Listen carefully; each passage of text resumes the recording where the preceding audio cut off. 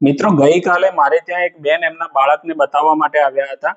ઘણા સમય પછી મારે ત્યાં આવ્યા એટલે મેં એમને પૂછ્યું કે એના પપ્પા કેમ જોડે નથી આવ્યા. તો બેન થોડા ગળગળા થઈ ગયા અને કહ્યું કે એના પપ્પાએ મને ડાયવોર્સ આપી દીધા છે. પછી મેં એમને કારણ પૂછ્યું તો એમણે કીધું કે એના પપ્પાને બાબો જોઈતો હતો. મિત્રો, સમાજમાં આજે કેટલી એવી ઘટનાઓ બને છે કે જેમાં સ્ત્રીને જો બાબો ન આવે તો એના પરિવારજનો, એના પતિ તરફથી સ્ત્રીને કેટલીય યાતનાઓ અને મેણાટોણા સહન કરવા પડે છે. કેટલોય માનસિક ત્રાસ અને ઘણી વખતે તો શારીરિક ત્રાસ પણ ગુજારાય છે અને ઘણી વખતે તો ડાયવોર્સ પણ આપી દેવામાં આવે છે, જેમ આ બેન જોડે બન્યું એ રીતે.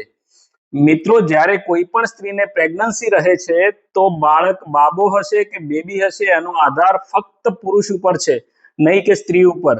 આજે તમને એની વૈજ્ઞાનિક હકીકત પણ જણાવી દઉં. મિત્રો, પુરુષના શરીરના કોષોમાં એક્સ અને વાય એમ બે ક્રોમોઝોમ હોય છે અને એના શુક્રાણુમાં કાં તો એક્સ અથવા તો વાય ક્રોમોઝોમ બેમાંથી ગમે તે એક જ હોય છે. જ્યારે સ્ત્રીના શરીરના કોષોમાં બે એક્સ ક્રોમોઝોમ હોય છે, એટલે કે ડબલ એક્સ ક્રોમોઝોમ હોય છે અને એના અંડકોશમાં એક એક્સ ક્રોમોઝોમ હોય છે. હવે જ્યારે ગર્ભાવસ્થા રહે છે ત્યારે એક ક્રોમોઝોમ પુરુષમાંથી આવે છે અને બીજું ક્રોમોઝોમ સ્ત્રીમાંથી આવે છે. મિત્રો, તમે આ ઇમેજ જરા ધ્યાનથી જોશો તો તમને દેખાશે કે સ્ત્રીમાં જો બંને ક્રોમોઝોમ એક્સ જ હોવાથી ગર્ભસ્થ બાળકમાં સ્ત્રીનું એક ક્રોમોઝોમ જ આવવાનું છે અને બીજું ક્રોમોઝોમ પુરુષનું આવે છે.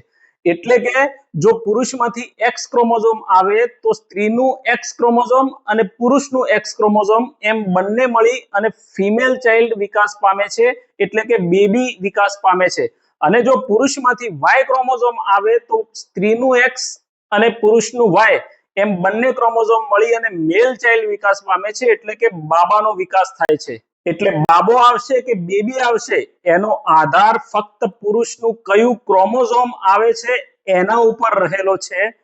એટલે કે બાળકના જેન્ડરનો આધાર, એટલે કે બેબીનો જન્મ થાય કે બાબાનો જન્મ થાય એના માટે જવાબદાર પુરુષ છે, નહીં કે બાળકની માતા.